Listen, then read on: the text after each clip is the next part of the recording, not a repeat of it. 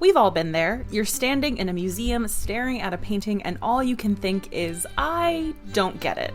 To me, knowing the story behind an artwork is a huge part of knowing how to look at it. I'm Amanda, the host of the Art of History podcast, where we view history through the lens of some really great works of art. Each episode, we dive deep into the bigger picture behind some familiar and maybe not so familiar pieces. Check out Art of History now wherever you get your podcasts.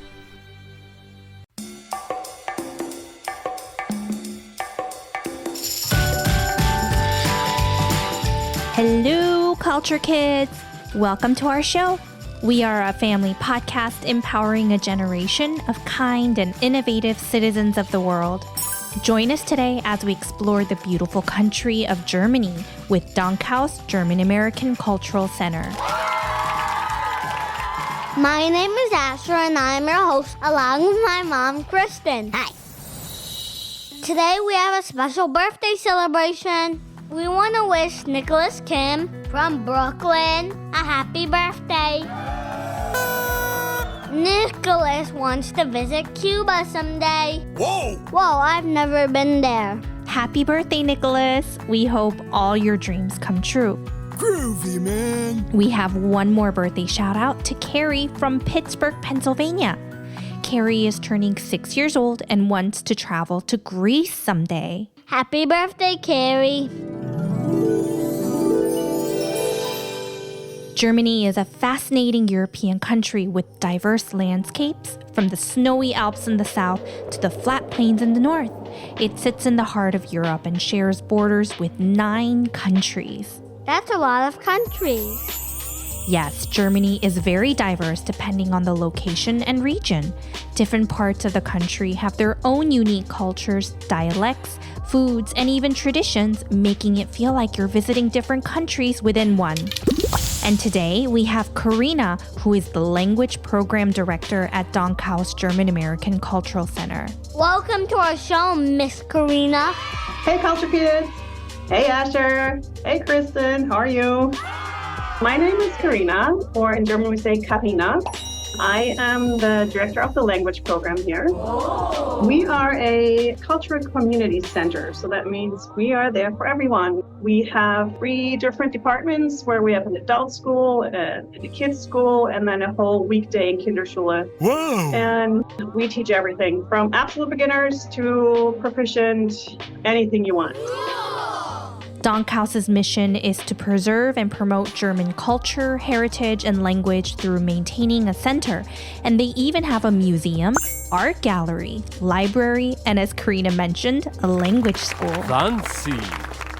Sounds like they do a lot of cool things like events and organize cool things for the community to get together. Exactly. Are you from Germany? Were you born there? I was born in America. So I grew up in Germany in the north, but I'm all the way from the north, almost in Denmark. And I grew up there, went over as an au pair to America, went back, and then came back here. A pair? What's that? Pair like a partner? Oh. Or pear like a fruit? No. It's when a person from one country goes to live with a family in another country for a while. They help the family with things like babysitting, light chores, or even helping kids learn a new language. In return, the au pair gets a chance to experience a new culture, learn a different language, and make new friends. Oh, sounds fun. I want to do this someday. Asher's grandfather lived in Germany for a few years. He was in the south. Got it. But Miss Carina is from North Germany. Are the 2 areas very different or the same? That's a good question. There's a big difference between us. It's not the same. We're all one country, but it's not the same. Like how every city in America is so different. I see. You hear it in the language a little bit, so it's not as monolithic as people think. Thank you for clarifying that.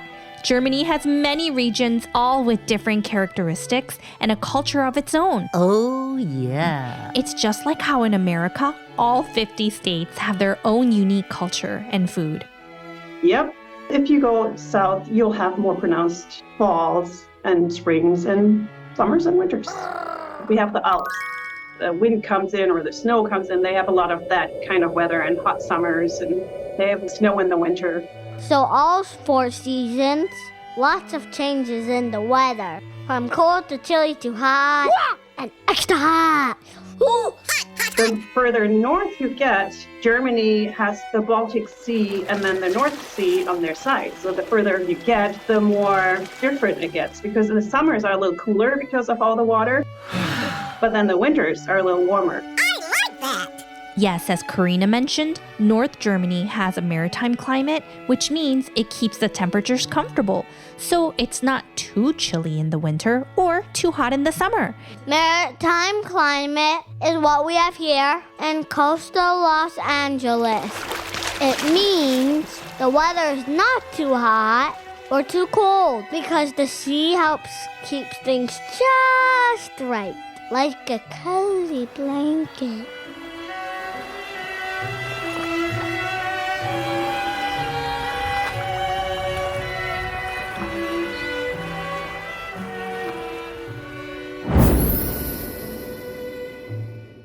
So each region in Germany sounds very different. Do they speak different languages to each other?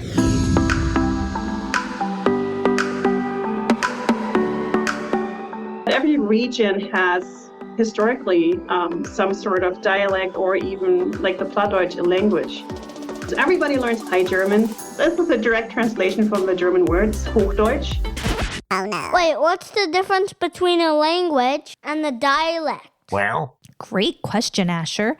Think of a language as a big umbrella that covers different ways of speaking. Under this umbrella, you have smaller groups called dialects. These dialects are unique flavors of the language with their own special words and sounds, often spoken in different areas or communities. So in Germany, they have different dialects depending on the locations the person is from. And as Carina explained, High German is the main official language that most people use. Could you share some different dialects people in Germany use? So in the north, since I'm from the north again, we have a second language that's called Plattdeutsch, flat German. So we have High German, flat German. That's how we distinguish in the German language.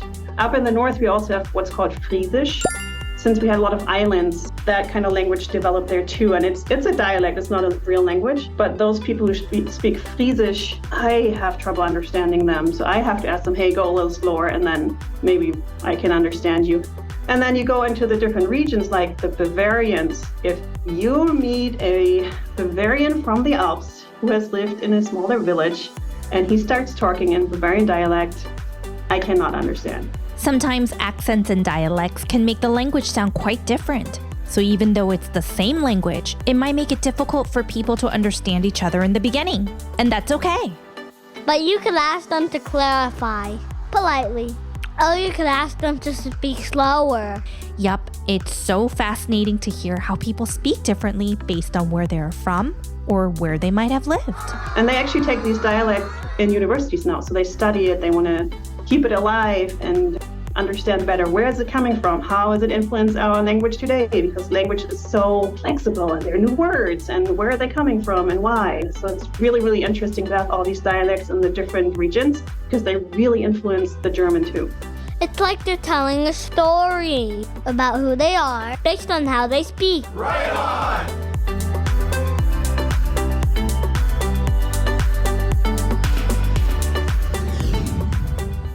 I've never been to Germany before. I would love to visit someday. Which region should we visit? If you have a few favorite places from childhood you would like to recommend, what would they be?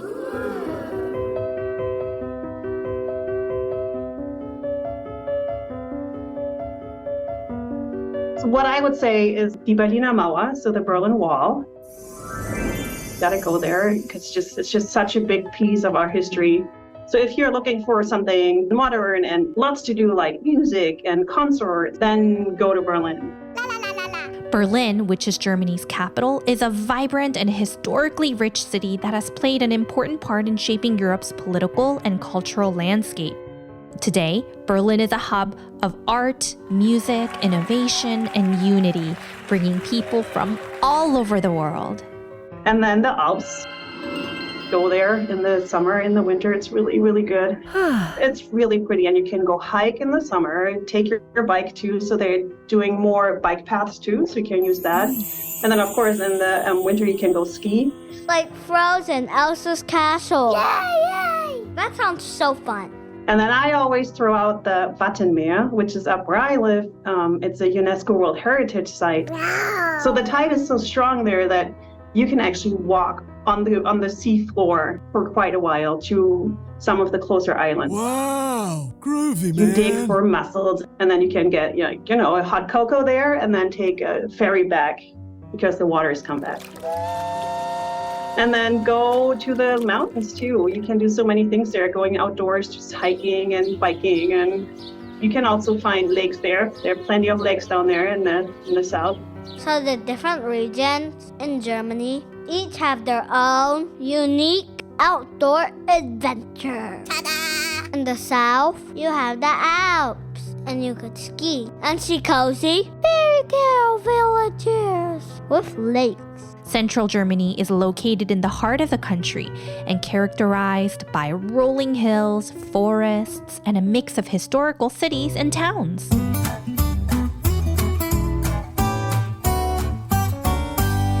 Wow. And Miss Carina, we also have to ask about the Christmas markets in Germany. I've never been before, but from what I hear from friends that live in Germany, it's quite a sight to see every year. Christmas market? Like there are markets during Christmas? Sounds festive. Christkindlmarkt, which is our Christmas market, and every little city and every big city has it, and it's really, the lights are out, it's very gemütlich. So that's what I would say that every city in Germany has. And it usually runs beginning of December and then through Christmas the 24th. Ho, ho, ho! So of course, we can't talk about Germany without talking about the delicious food and desserts. Could you share some of your favorites? So you have the traditional schnitzel, potatoes with everything, brown gravy is a big highlight. Schnitzel! I don't think I've had that before. Could you tell us what it is? So schnitzel, you have a flat piece of meat, and then you put eggs and flour and spices around it, and then you fry it. And then it's just delicious. Oh, I like fried stuff. That kind of sounds like tonkatsu. Oh, yeah. We eat that at home. Similar method of cooking, for sure, but different in taste, as tonkatsu comes from Japan. So for me, when I go home to my parents, I tell them, Mom, I really want Matthias. And Matthias is fresh potatoes. So you boil them with the skin on, and then afterwards you take the skin off.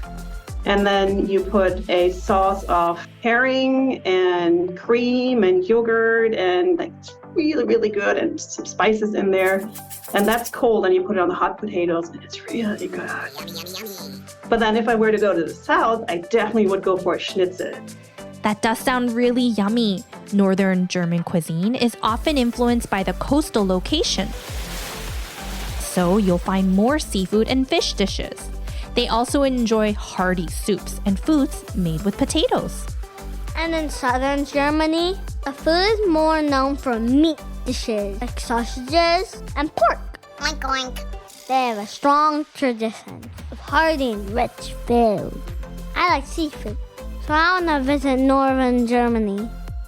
So while both regions have their own unique and delicious foods, the types of dishes and flavors can vary quite a bit between the north and the south.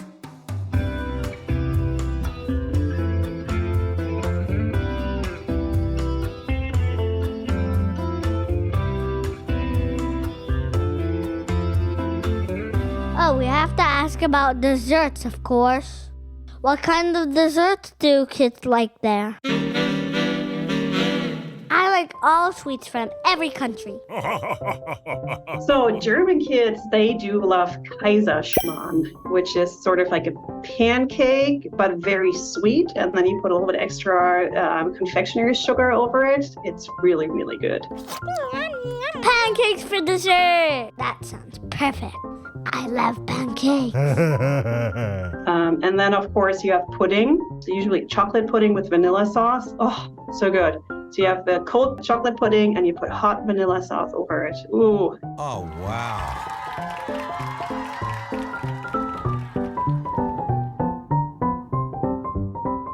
But before you go, could you teach us a couple words in German? In High German. So one word the Germans use a lot is genau. Genau means exactly. That's it. Right on, spot on. Should we try and sing that? Genau. Good job. So that's one of them. And then the other, das ist Quatsch. Das ist Quatsch. It just means that's silly.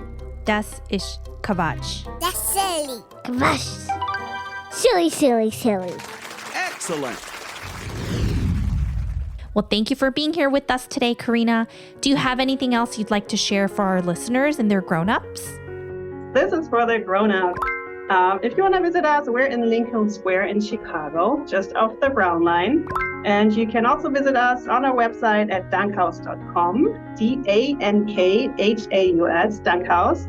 And then also follow us on Instagram or Facebook with the handle Dankhaus Kinderschule. That's for the kids, our kids' school. Thanks for having me, Culture Kids. It was really nice here. Tschüss, bis zum nächsten Mal. Thank you. That was so fun. I hope I could visit Germany someday and visit the Alps and visit the Christmas market in the winter. Me too. My dream is to visit all the different regions and try the diverse dishes each area has to offer. Mommy always wants to try new foods. Well, we are just scratching the surface about learning the different regions in Germany, and I think we can go on forever. The country is so diverse, full of different cultures, and lots of fun activities. And to our friends listening, would you want to visit a Christmas market like Asher wants to? Or perhaps you want to explore the mountains and the beautiful lakes? Whatever it is, we hope you let your imagination run wild and stay curious about learning more about the different regions of Germany.